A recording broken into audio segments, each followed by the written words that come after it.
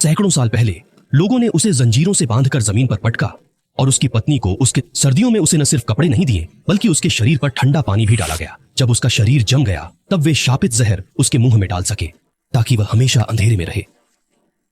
सूरज की रोशनी अब उसे गर्मी नहीं बल्कि सिर्फ यह सब इसलिए हुआ क्योंकि उसने ड्रैगन ऑर्डर के आदेशों सैकड़ों साल बाद एक आदमी ने भी ड्रैगन ऑर्डर के खिलाफ विद्रोह किया और उसका परिवार बदले में उसने अपने भाई के खून से ड्रैकुला को जिंदा किया।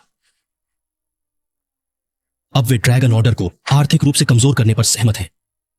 इसके लिए वह वैम्पायर हंटर को फंसाने के लिए अपनी सुंदरता का इस्तेमाल करता है, लेकिन उसका खून नहीं पीता क्योंकि दूसरी ओर ड्रैगन ऑर्डर ने लॉरेंट को ग्रेसन को शेयर न बेचने का आदेश दिया, पर वह अपने प्रेमी के साथ पकड़ा गया।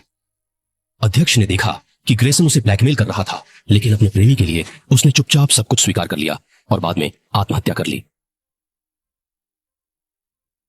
सुसाइड नोट में ग्रेसन को हालांकि ऑर्डर ने उसे कुछ न करने को कहा, वह अंदर से अपने बेटे की मौत स्वीकार नहीं कर पाया, इसलिए उसने गुप्त रूप से ग्रेसन की जांच करवाई और उसे मरवा दिया।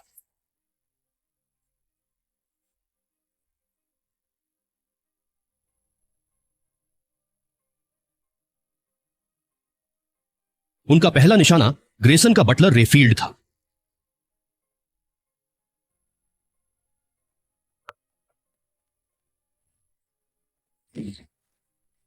बिल्लियों ने उसकी उंगलियों पर सुइयां चुभीं, पर वह कुछ नहीं बोला।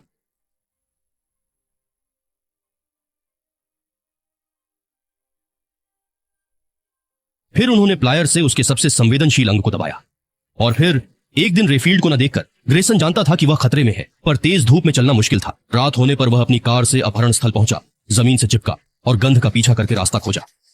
जान खतरे में थी, वह पीछे से कूद पड़ा। अंगरक्षक की बंदूक उसके लिए कोई मायने नहीं रखती थी, सिर्फ चीखें सुनाई दी।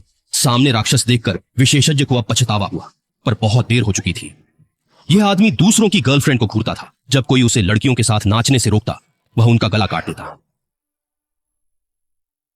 लेकिन यह सब सिर्फ उसके दिमाग की शर्म मिटाने के लिए वह चला गया। फिर रात में चुपके से पीछा किया, दूर से ही देखता रहा। पास जाने की हिम्मत नहीं। एक लड़की ने उसे इशारा किया तो वह बिना सोचे उसके पीछे चल पड़ा, पर लड़की को मिला कोई सज्जन नहीं बल्कि एक खूंखार राक्षस। अगली सुबह बादल छाए थे। मीना परीक्षा देने जा रही थी, पर दरवाजे पर खड़ी गाड़ी ने उसे रोक लिया।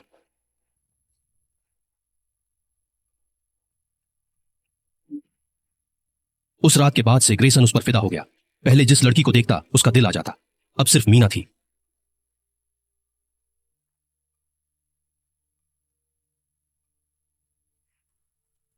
घर लौटकर एक सुनसान गली में लेटा खून बह रहा था। अब मीना सामने बैठी थी। उसने कुछ नहीं किया, बस परीक्षा की शुभकामनाएं दी। तब से जहां मीना होती, ग्रेसन वहीं पहुंच। उसकी दोस्त लूसी उसे जादूगर कहकर चिढ़ाती। परीक्षा पास करने पर ग्रेसन ने गुमनाम गुलाब भेजा, फिर भी दूर से ही देखता रहा। सूरज निकलने वाला था, अगर नहीं जाता तो राख हो जाता। घर लौटकर फैन हाइकिंग ने अपने गुस्से का कारण बताया। उसने जो प्रतिरक्षा सीरम वादा किया था वह ग्रेसन को अंधेरे से बाहर ला। मीना भी ग्रेसन की बेचैनी का एक कारण थी, क्योंकि वह उसकी जली हुई पत्नी जैसी, पर वह जानता था कि वह कोई और है। उसके पास और भी महत्वपूर्ण, सैकड़ों सालों में उसने सब कुछ खो दिया था और लोंग शिहुई से बदला। यह भी सीरम की जरूरत का एक कारण था। वैम्पायर प्रेमिका के साथ रिश्ता गहरा होने पर उसे पता था, इसलिए उसने अपने सबसे वफादार दिमाग का इस्तेमाल करके उसे प्रेमिका से। उस रात दिमाग ने सोती प्रेमिका को देखा। अचानक ग्रेसन पीछे से आया, उसकी गर्दन पकड़ी और लड़ाई हुई। अंत में वह जमीन पर गिर गई, पर जब पता चला कि वह उसका बड़ा भाई था तो पीठ में ठंडक महसूस हुई।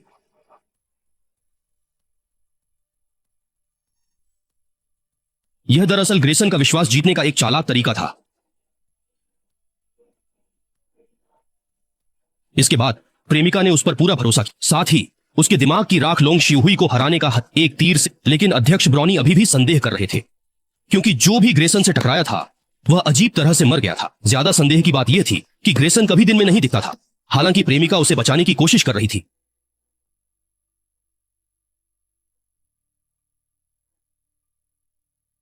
लेकिन अध्यक्ष ने खुद जांच करने पर जोर दिया।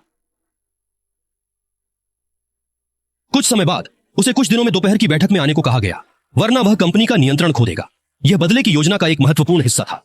अच्छा हुआ कि फैन हाइशिंग ने तरीका सुधारा। पहले उसके शरीर से 1 लाख तैरते कण गुजारे, फिर 10 स्टील की सुइयां छाती में डालकर सीरम में इससे अस्थायी रूप से धूप से सुरक्षा। लेकिन यह तरीका अभी साबित नहीं हुआ था।